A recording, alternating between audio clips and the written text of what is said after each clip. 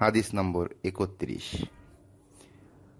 আহনাফ ইবনে কায়েস রহমতুল্লাহ আলাই হতে বর্ণিত, তিনি বলেন, আমি সিফফানের যুদ্ধে এ ব্যক্তিকে সাহায্য করতে চাচ্ছিলাম।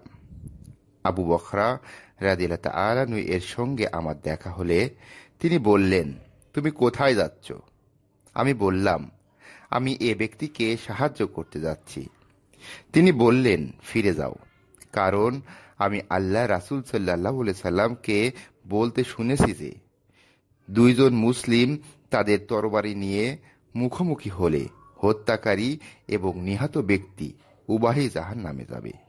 আমি বললাম, হে আল্লাহ রাসূল, এ হত্যাকারী তো অপরাধী, কিন্তু নিহত ব্যক্তির কি অপরাধ? তিনি বললেন, নিশ্চয় সেও তার সাথীকে হত্যা করার জন্য উদগ্রীব ছিল।